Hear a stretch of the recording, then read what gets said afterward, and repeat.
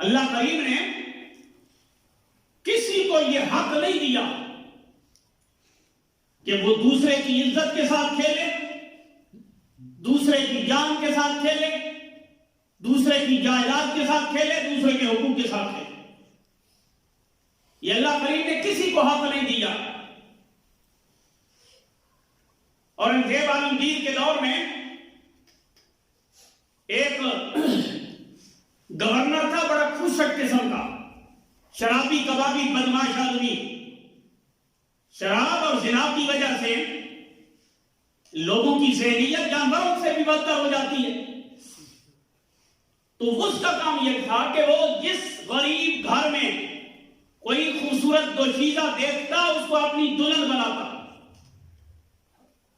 اور پھر کچھ دن کچھ مہینے کے بعد اسے طلاق دے دیتا، اور پورے معاشرے میں رہنے والے غرباء ظلم کی چکی میں پس رہے تھے۔ ایک غریب کے ساتھ اس نے یہی پیغام بھیجا اور کہا کہ میں تیرے گھر دولہا بن کے آ رہا ہوں، اپنی بیٹی کا نکاح مجھ سے کرو، تیار رہو ورنہ اٹھا کے میں ویسے بھی لوں گا۔ تو اس غریب انسان نے دلیری کی، جرت کی، وہ چلا اور اورنگزیب عالمگیر کے پاس پہنچ گیا۔ جمعے کی نماز پڑھ کے بادشاہی مسجد سے نکل کے شاہی قلعے کے درمیان وہ فریاد رسوں کی فریاد سننے کے لیے آیا کرتا تھا، جمعے کے بعد ملاقات کرتا۔ تو وہ بندہ وہاں چلا اور اس جگہ بادشاہ سے ملنے کے لیے پہنچ گیا۔ بات کرتے ہوئے اس نے جو ہی کہانی چھیڑی تو بادشاہ نے کہا تم مجھے علیحدگی میں ملو۔ بادشاہ نے علیحدہ ٹائم دیا۔ باقیوں سے ملاقات کرنے کے بعد اس فریادی کو تنہائی میں اورنگزیب عالمگیر نے ملاقات کا موقع دیا، اس سے پوری کہانی سنی۔ اورنگزیب عالمگیر نے کہا تم ایسا کرو، فلاں تاریخ اس کے ساتھ طے کرو۔ تاریخ بادشاہ نے خود بتا دی نکاح شادی کی کہ فلاں تاریخ اس گورنر کے ساتھ نکاح کی طے کرو، باقی میں جانوں گا میرا کام کرنا۔ وہ فریاد کر کے بندہ واپس پلٹ گیا، اپنے گھر میں پہنچ کے اس ظالم گورنر کے میسج کو اس کو یہ جواب دیا کہ فلاں تاریخ کو جی آپ بارات لے کے آئیں گے، آپ اپنی بیٹی رخصت کریں گے۔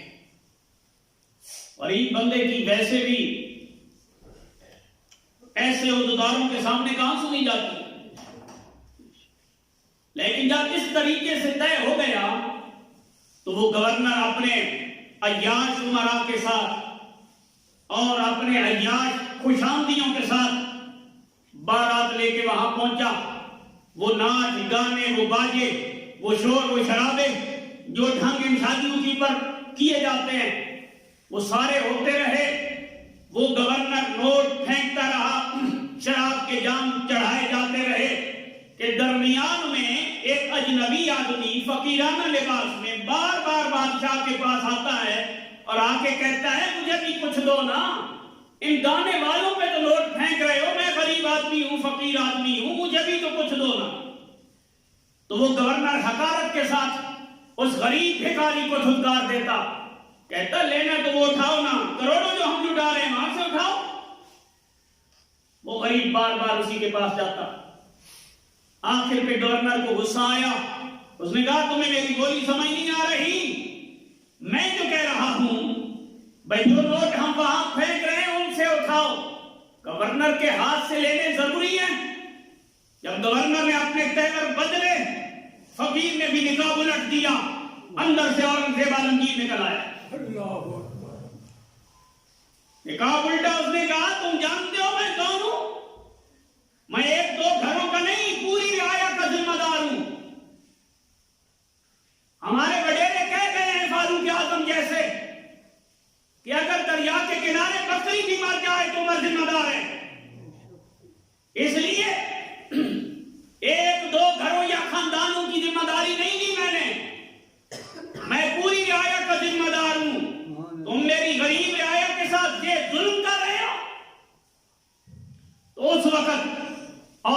عالمگیر نے فرمایا 2 ہاتھی لے کے آؤ. 2 ہاتھی منگائے گئے. ایک ٹانگ ایک کے ساتھ باندھ دی گئی, دوسری ٹانگ دوسرے کے ساتھ باندھ دی گئی. دونوں ہاتھیوں کو مختلف سمت میں چلا دیا اور اس بدماش گورنر کو درمیان سے چیر کے رکھ دیا گیا. دنیا والوں کو بتا دیا کہ جو غریبوں کے ساتھ ظلم کرتا ہے, عدل و انصاف کا تقاضا یہ ہے کہ انہیں سر عام کٹہرے میں لا دیا جائے, سر عام ان کے نتیجے نکالے جائیں. یہ جو کل ظلم کی داستان ہمارے علاقے میں رکھی ہوئی ہے کہ ایک غریب کمزور اور حافظ قرآن کے ساتھ جس طرح ظلم اور زیادتی ہوئی ہے, میڈیا کی خبریں آپ نے سنی ہوگی.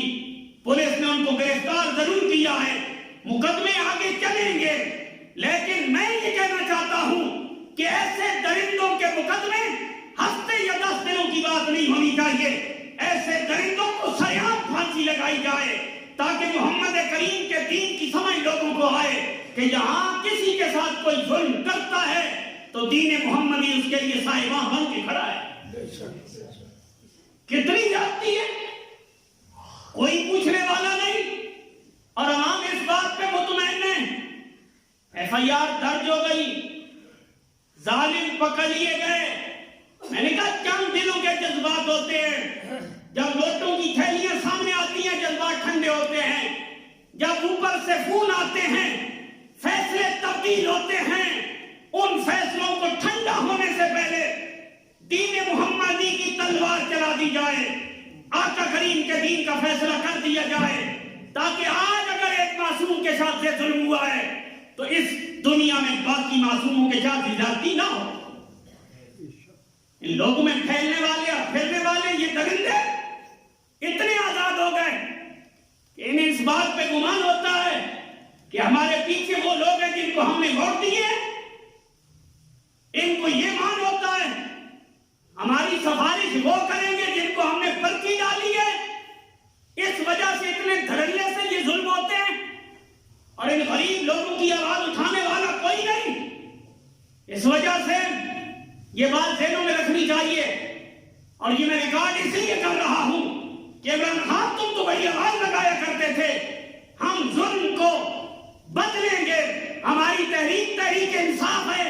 اگر تم تک خبر نہیں پہنچی, ہم پہنچا رہے ہیں. وقت کے درندوں نے ایک معصوم کو صرف زیادتی کا نشانہ نہیں بنایا, اس کے جسم کے ٹکڑے کیے ہیں, اس کی لاش کو آگ لگائی ہے. اگر تم تحریک انصاف چلانا چاہتے ہو تو پھر ان کے بھی ٹکڑے کیے جائیں اور ان درندوں کی لاشوں کو سر عام آگ لگائی جائے.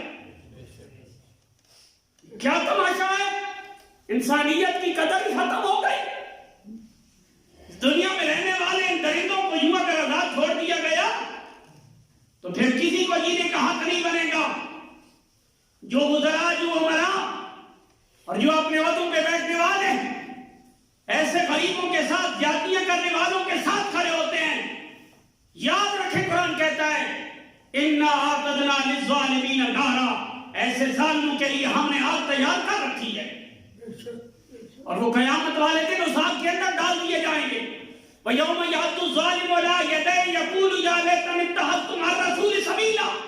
قرآن کہتا ہے ایسے ظالم قیامت والے دن اپنے ہاتھوں کی انگلیوں کے پوروں کو نوچیں گے اور وہ کہیں گے کاش میں نے ایسے ظالموں کے ساتھ دوستیاں نہ لگائی ہوتی.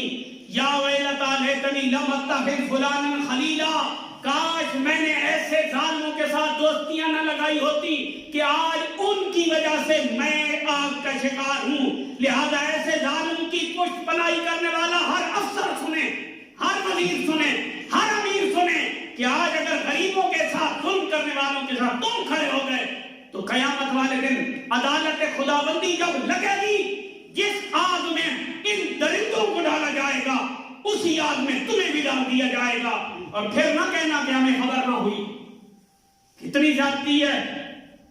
اللہ نے خودکشی حرام کی ہے, بندہ اپنے آپ کو مارے یہ رب نے حرام کیا ہے. کیوں کہ انسان اپنی جان کا خود بھی مالک نہیں ہے, یہ جان اللہ کریم کی عطا کردہ ہے. بندے کو یہ حق نہیں ہے کہ اپنے جسم کو تکلیف دے, اپنے اعضاء کو, اپنے آپ کو مارے.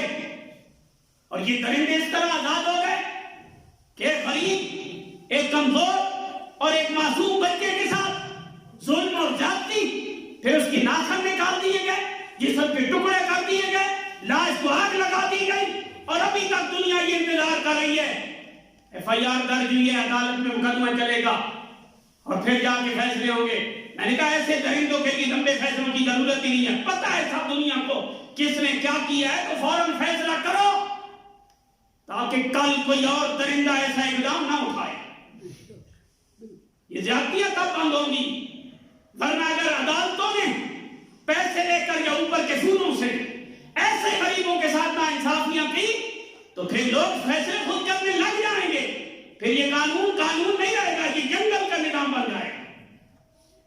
اس لیے یہ اتنا افسوسناک واقعہ ہے۔ کل سے جب یہ سنا ہم نے، اس وقت سے طبیعت میں عجیب سا بوجھ ہے کہ یہ کس درندوں کے ماحول میں ہم رہ رہے ہیں، اتنی قدر بھی نہیں۔ لوگ کہتے ہیں ہم نمازی ہیں، ہم حاجی ہیں، ہم سبھی صدقہ کرنے والے ہیں، ہم بڑے نیک ہیں، ہم پارسا ہیں، یہ حج کی نمازیں کدھر نہیں؟ ایسے غریبوں کے سرعام لٹاٹ دیا جائے اور کوئی اس وقت بھی ان غرباء کے ساتھ کھڑا ہونے کے لیے تیار نہ ہو۔ کہاں گئے وہ علم؟ کہاں گئی نمازیں؟ کہاں گئے وہ تقوی؟ وہ شور شکابے کہاں گئے؟ یہ مسلمان قوم وہ قوم ہے کہ فاروق اعظم کہتے ہیں اگر بکری بھی مر گئی دریا کے کنارے تو میں ذمہ دار ہوں۔ عمران خان ایک مثال میں دے رہا ہوں، کتنے نوجوان، کتنے بچے، کتنی بچیاں ہمارے ملک میں اس طرح ظلم کا نشانہ بن رہی ہیں۔ قیامت والے دن تم ذمہ دار، تم سے پوچھا جائے گا۔ اس لیے آخرت کے عذاب سے بچنا ہے تو ملک کے ایسے درندوں سے پاک کیا جائے۔